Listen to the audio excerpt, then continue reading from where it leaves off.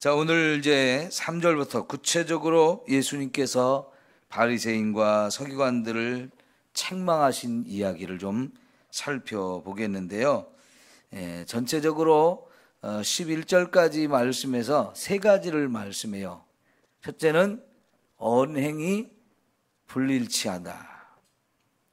그거를 다른 말로 하면 위선하는 것이다, 외식하는 것이다, 이렇게 표현을 할 수 있을 것이고요.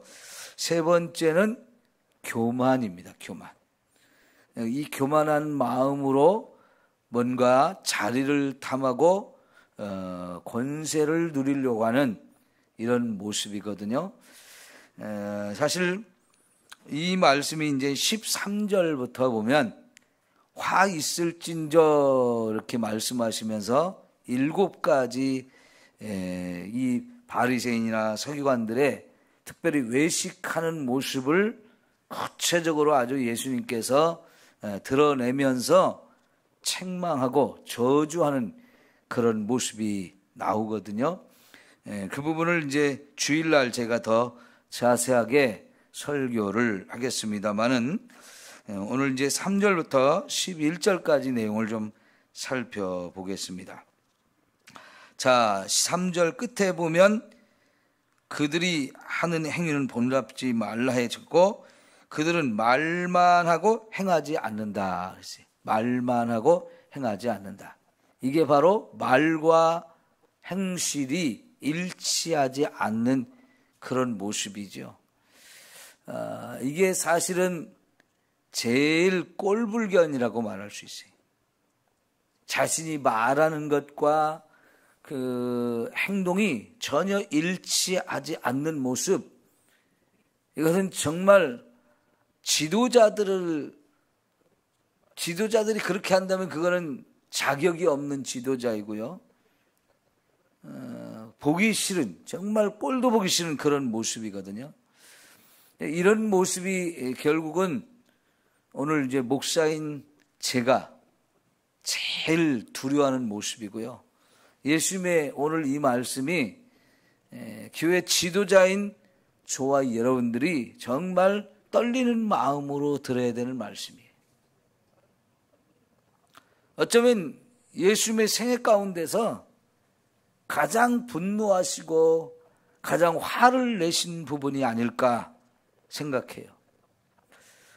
우리가 22장에서 예수님이 성전 안에 가서 그 성전이 막 장사꾼의 소굴이 되어서 그걸 다 내쫓고 상을 뒤엎고 이렇게 화를 내신 적이 있습니다만은 그 화를 내셨던 그 근본적인 이유가 오늘 말씀에서 하신 이야기들 때문에 그래요. 그래서 사실은 그때 성전을 청소할 때 화를 낸 것보다 오늘 말씀을 하시면서 화를 낸 부분이 더 큰 화를 냈다라고 볼 수가 있거든요. 요즘식으로 말하면 아주 좀 거친 욕설을 퍼부으면서 이런 말씀을 하셨다라고도 생각할 수 있을 만큼 굉장히 예수님이 화를 내고 있는데요. 아마 오늘 이 시대의 교회를 보아도 예수님이 그렇게 화를 내지 않을까.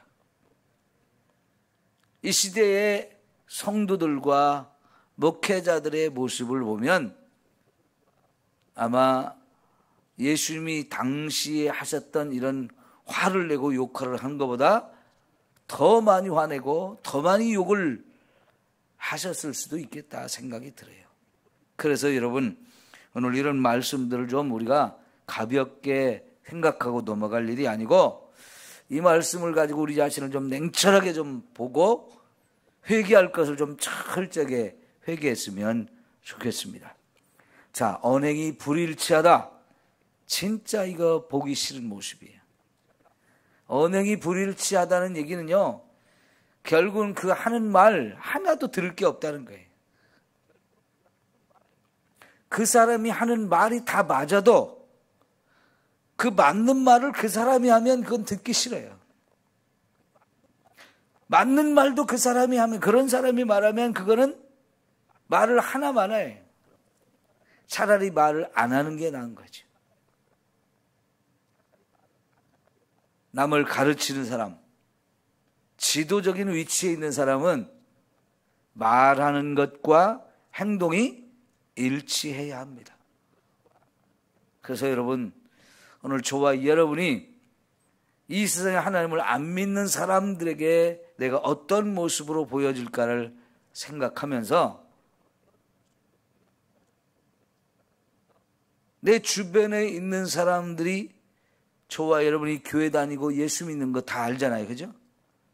그랬을 때 내 주변에 있는 사람들이 나를 예수 믿는 사람으로 진짜 알아주도록 하기 위해서 내 삶이 거룩하고 경건한 삶이 되어야 되죠. 그런데 교회 와서 예배는 잘 드리는데 생활은 엉망이다. 생활은 변한 게 없다. 그러면 이거는 저와 여러분이 예수님을 욕먹이는 일이 되어지죠. 이건 심각한 결과를 가져올 수 있어요. 그래서 오늘 저와 여러분이 정말 우리 각자의 삶을 통해서 복음이 증거되어질 수 있도록 사람들이 나를 보면 존경하고 야, 저 사람 예수 믿는 사람이라는데 참 존경스럽다. 부럽다. 나도 저렇게 살았으면 좋겠다. 이런 말을 우리가 들어야 돼요.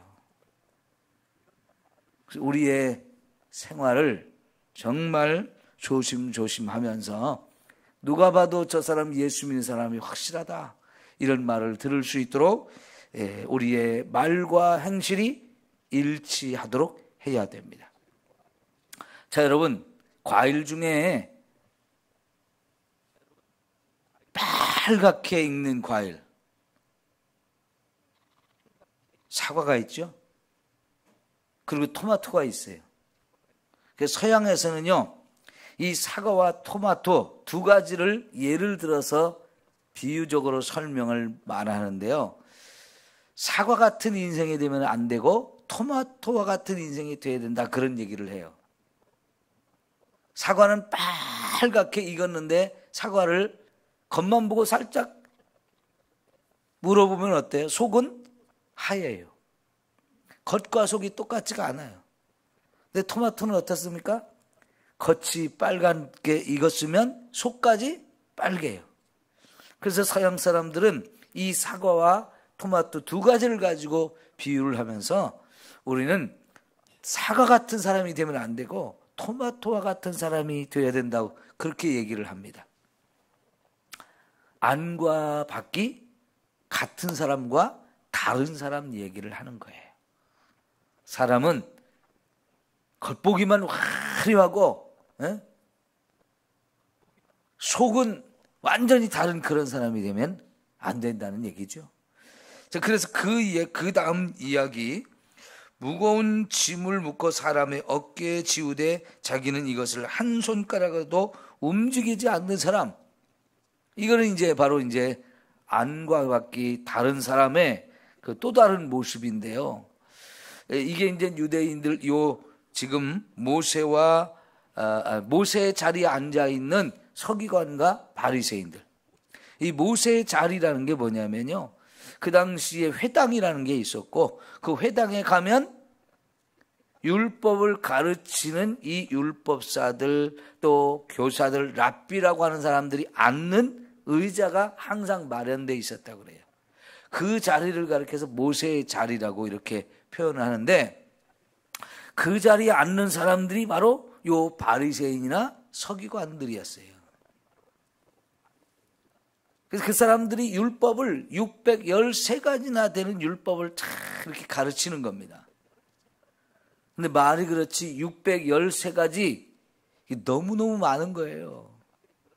10계명 10가지도 지키기가 참 힘든데 613가지나 되는 율법을 다 가르치면서 이것을 일일이 다 지켜야 된다고 말할 때 이것은 정말 어깨에 무거운 짐을 지는 거고 똑같다는 얘기죠. 그런데 자기들은 그렇게 가르치면서 사실은 자기들은 손 하나 까딱하지 않고 지키지 않는다는 거예요. 이게 얼마나 우스꽝스러운 모습이겠어요. 그러면서도 자기들이 그런 말을 가르치면서 지키는 척은 해요. 근데 실제로 보면 안 지키는 사람들인 거죠. 여러분, 마태복음 5장부터 7장까지 예수님이 산상수훈 말씀하시면서 옛사람에게 이렇게 말씀하셨지만 나는 너희에게 이렇게 말한다 하면서 살인하지 말라, 그런 말씀도 살인만 안 하면 된다고 그들은 가르쳤지만 예수님은 뭐라고 가르쳤어요? 형제를 향해서 욕만 해도, 미워하는 마음을 가져도 그게 벌써 살인한 거라고 가르치셨는데, 그게 제대로 그 살인하지 말라는 말씀을 주신 하나님의 의도를 제대로 알고 살아가는 거지요. 그런데 살인만 안 하면 된다라고 하면서 나 살인 안 했으니까 그 율법 지킨 거야 하고 큰 소리를 치는 이 모습. 그런데 이들이 예수님을 향해서 하고 있는 모습들을 보면 얼마나 많이 미워했어요. 죽이려고 하는 마음을 속에 가득 품고 있으면서 겉으로는 와가지고 선생님 이런 식으로 말하면서 웃으면서 그렇게 말을 했겠죠. 그런데 그렇게 말하면서도 속에는 하여튼 너 걸리기만 해봐, 죽여버릴 거야, 이러면서 이제 달려오는데 예수님이 그들의 검은 속을 알아요, 몰라요? 아시죠? 왜요? 하나님의 아들이시니까. 예수님이 사람의 아들, 목수의 아들이라고 생각하는 사람들에게는 내 속에 그런 마음을 품고 있는 것 전혀 모른다라고 생각하지만 예수님은 목수의 아들이면서 동시에 하나님의 아들이시다 보니까 그들이 속에 그런 생각을 품고 있는 걸 다 아신단 말이죠. 그러니 예수님이 눈에는 속에 그 시커먼 것이 보이는데 얼마나 역겹겠어요. 구역질 나는 거지요. 근데 오늘 저와 여러분의 모습이 그렇게 예수님의 보여준다면 정말 우리 신앙생활하는 게 엉터리인 거죠. 차라리 신앙생활을 안 하는 게 나은 거죠. 왜요? 그런 사람이 받을 벌은 정말 너무너무 크니까. 그래서 화 있을진저라고 예수님이 표현을 하시는 거죠. 너에게는 정말 무서운 화가 임할 것이다. 응? 여러분, 마태복음 5장에 8가지 복을 말씀하시는데 이런 사람은 복이 있습니다, 이런 사람은 복이 있습니다 라고 하는 말의 정반대 표현이에요. 이런 사람은 진짜 벌 받아야 된다, 무서운 벌이 임할 거다, 화가 임할 거다, 이런 얘기거든요. 여러분, 저와 여러분이 이왕에 신앙생활하는데 복을 받는 사람이 돼야 되지 저주를 받는 사람이 되면 되겠어요? 그래서 우리가 매일매일 새벽마다 와서 하나님께 기도하고 말씀을 듣는 이유가 뭐예요? 오늘 하루를 살아도 말씀을 듣고 그 말씀대로 살아야 된다 하는 거죠. 근데 말씀을 듣고 가서 하나도 행하지 않으면 그거는 차라리 안 듣는 게 더 나은 거죠. 새벽에는 그렇게 매일마다 나가서 기도하고 말씀을 듣는데 그 말씀 다 무시하고 내 마음대로 하고 싶은 대로 산다. 그럼 하나님 보실 때 얼마나 구역질 나는 거예요. 그죠? 그 다음에 한 말씀이 그들의 모든 행위를 누구를 보여주기 위해서 하고 있다는 거예요? 사람에게 보이려고 하고 있다는 거죠. 어떤 사람이 이 바리새인들이 말씀대로 사는 것 같처럼 이렇게 보이는 것을 할 때 보면 그게 하나님의 말씀이기 때문에 지키는 것이기보다는 그걸 통해서 사람들한테 야 잘한다 인정받고 칭찬받고 싶어서 하고 있다라는 거죠. 그 대표적인 예가 뭐냐면 경문띠를 넓게 한다, 옷수를 길게 한다, 그런 얘기인데요. 이 경문띠를 넓게 한다는 게, 경문이 뭐냐면 제가 전에 테필린이라는 얘기 여러 번 했었죠. 테필린 뭐예요? 이마에 하나님의 말씀을 붙이기 위해서 가죽 주머니를 만들어 가지고 그걸 가지고 이렇게 묶는 거, 혹은 손목에 말씀을 이렇게 붙이기 위해서 그것도 가죽 주머니를 만들어서 팔에 칭칭 그 가죽을 이렇게 감는 거 말씀을 드렸죠. 그러면 여러분, 그 경문띠라는 것은 말씀을 기록한 가죽띠, 그 가죽띠를 얇게 만들 수도 있는데 넓게 만들 수도 있는 거죠. 근데 이 대부분 바리새인이나 서기관들은 가죽띠를 넓게 해서 이렇게 감는 거예요. 이마에도 쫙 넓게 해서 한 거지요. 왜 그걸 넓게 하느냐? 사람들이 한눈에 딱 보이게 하는 거죠. 야, 저 사람은 진짜 말씀을 잘 지키는 저런 모습을 우리에게 보여주네? 정말 대단한 것 같아. 이야, 존경스러워. 하나님이 얼마나 좋으실까? 그런 칭찬과 인정을 받으려고 의도적으로 그 띠를 넓게 한다는 거예요. 그래야 사람들 눈에 확 띄니까요. 그리고 옷수를 길게 한다 그러는데 이건 뭐냐면 민수기 15장에 보면 율법을 이렇게 쭉 가르쳐 주신 다음에 하나님께서 너희들이 이제 옷을 입을 때에 제일 겉에 입는 옷이 있어요. 유대인들이 입는 이렇게 좀 몸에 둘둘 이렇게 두르는 그런 옷, 그런 게 있거든요. 겉옷. 근데 그것의 끝에 옷수를 만들려고 그랬어요. 반드시 옷수를 다르라고 그랬어요. 그리고 그것을 실로 이렇게 7번 묶으라고 이런 말씀을 하셨어요. 그런데 그 옷수를 길게 만든다는 거예요. 자, 여러분, 제가 주일날 예배를 인도할 때 가운을 입죠? 가운을 입고 이 목에 두르는 색깔이 있는 띠가 있어요. 청색이나 붉은색이나 이런 색깔을 띠는 이거 있죠. 이걸 이제 스토리라고 하는데요. 여러분, 돌아오는 주일날 한번 제가 그거를 이렇게 가운을 입고 스토를 이렇게 둘렀을 때 한번 잘 보십시오. 거기에 스토의 끝에 보면 실로 이렇게 옷수를 달고 그걸 묶어놓은 게 있어요. 노란색으로 이렇게. 그게 바로 이제 여기 옷수를 다르라고 했던 말씀을 따라 만들어 놓은 건데요. 왜 하나님이 그걸 만들라고 하셨느냐? 항상 사람들이 옷을 입고 다닐 때 제일 겉에 그것을 이제 두르고 다니는데 거기다 옷수를 달아가지고 볼 때마다 그 옷술이 달린 걸 볼 때마다 말씀을 기억하고 그래서 내가 말씀대로 살아야지 항상 그걸 생각하라고 옷술에다가 그 옷의 끝에다가 술을 달라고 말씀하셨어요. 그런데 어떤 사람은 이 바리새인들은 그 옷술을 길게 만든다는 거예요. 그래가지고 눈에 확 띄게.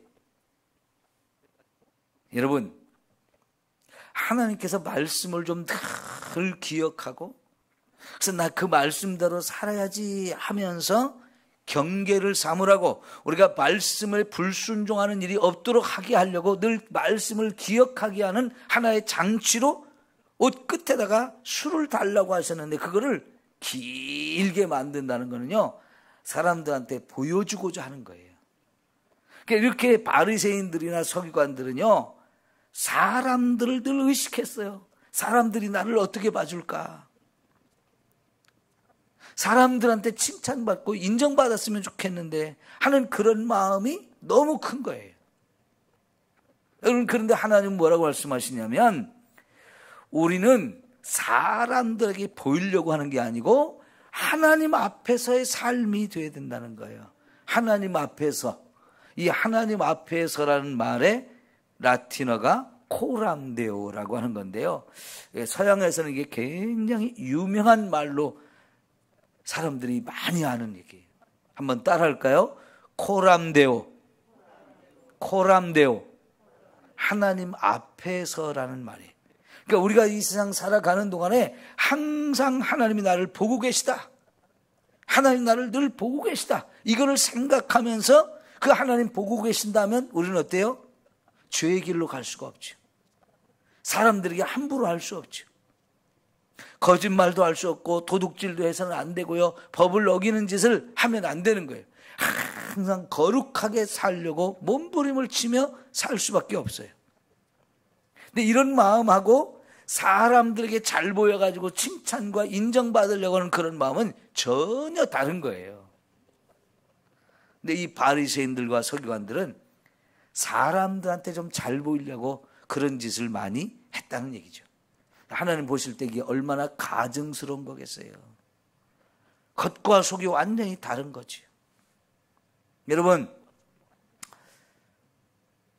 연세 드신 분들한테 참 안 좋은 습관 하나가 뭐냐면 우리나라 문화가 체면 문화거든요. 사람들이 나를 어떻게 볼까, 이걸 우리 민족도 그게 굉장히 강해요. 근데 그런 것이 연세 드신 분들한테는 많이 남아 있어요. 요즘 젊은이들은 그런 거 잘 몰라요.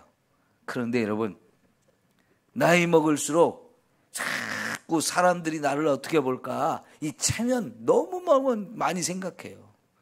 근데 예수 믿는 저와 여러분이 그런 의식을 가지면 참 이거는 안 됩니다. 깨트려야 돼요.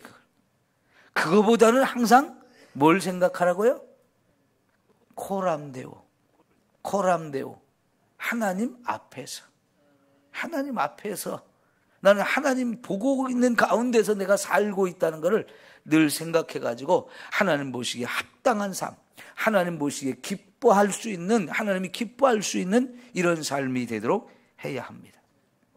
자, 그래서요, 이 바리새인들 남들한테 칭찬받고 싶어가지고 의도적으로 시장에 매일 나가는 거예요.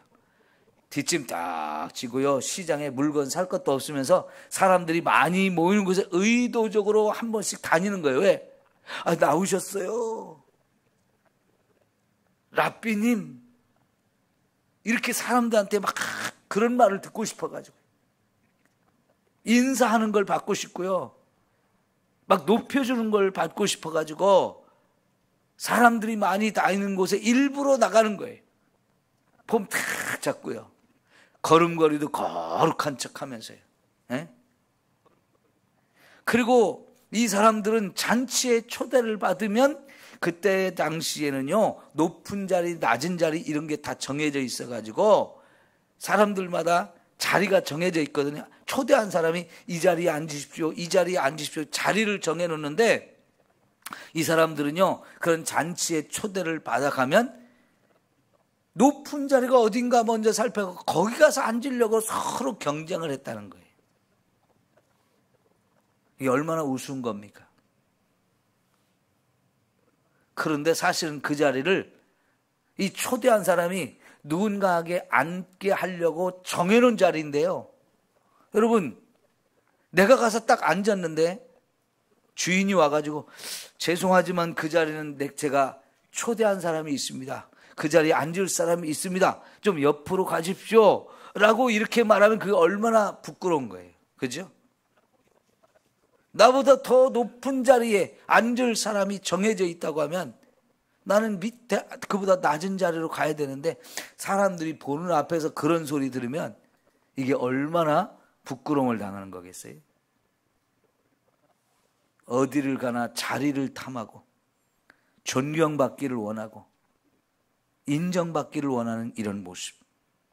자, 예를 들면 여러분, 요즘에 대통령 선거를 앞두고 민주당 또 국민의힘 이 두 당에서 선거대책위원회라는 걸 만들었잖아요. 그런데 거기 보면 무슨 뭐 상임 대표다, 공동 대표다, 총괄 대표다, 뭐 별별 자리가 다 있죠. 자리 싸움이 치열하다고 그러잖아요. 그래서 그 김종인 씨가 하는 말은 똥파리들이 다 껴가지고 서로 자리를 차지하려고 그런다고 표현을 했는데 딱 맞는 말이에요. 그 똥파리들이 왜 이렇게 많은지. 그 똥파리들이 뭐 하는 거예요? 서로 높은 자리, 더 좋은 자리 차지하려고 이러고 있다는 얘기죠. 그런데 그런 모습이요, 정치하는 사람들한테만 보이는 게 아니고, 여러분 어때요? 사실은 이런 모습들이 교회 안에 더 많아요.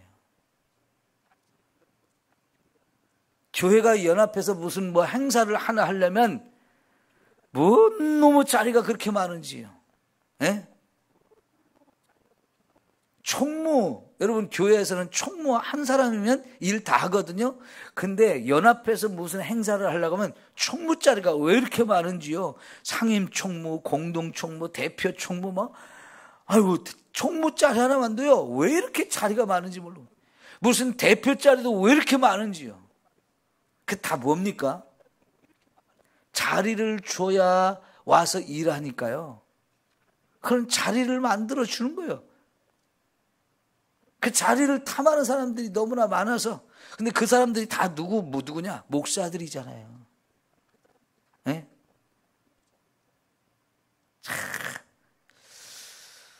이런 게 예수님께서 책망하시는 모습이거든요. 교회가 그런데 세상은 안 그러겠어요? 네? 너무너무 세상에 부끄러운 거예요. 이런 행사 같은 걸 하는 거를, 연합 행사를 하는 거를 국민일보 같은 데 이렇게 광고를 신문에 내거든요. 그러면 광고 전체가 다 뭐냐? 사람 이름 올려놓는 거예요. 총무가 누구고 대표가 누구고 부회장이 누구고 막 이름이 막 광고 전체 사람 이름만 가득 찼어요. 왜 그래요? 그런 자리에 이름 하나 올라가기를 서로 원해가지고요. 그 이름을 올려주면 돈을 또 잔뜩 내거든요. 이게 참 얼마나 부끄러운 모습이겠어요? 이런 말씀을 읽으면서도 왜 그렇게 그런 짓을 하는지 몰라요. 노회장 되고 싶어서 더 그렇게 자리를 탐하고요. 노회장 끝나고 나면 또 그 다음에 연합회에 가서 또 무슨 자리 하나씩 차지하려고 또 그러고요. 그 연합회가 끝나고 나면 또 다른 기관에 가서 또 자리 차지하고요. 얼마나 그런 자리 탐하는 사람이 많은지. 여러분, 우리 정말 하나님 앞에서 부끄럽지 않게 살도록 노력합시다. 그러면 결국 그렇게 살면 복 있는 사람이 아니고 저주받을 인생이에요. 저주받을 인생. 오늘 말씀을 좀 우리가 좀 마음에 잘 새기고 우리는 그렇게 되지 않도록 서로 노력하고 조심해야 되겠습니다. 기도합니다.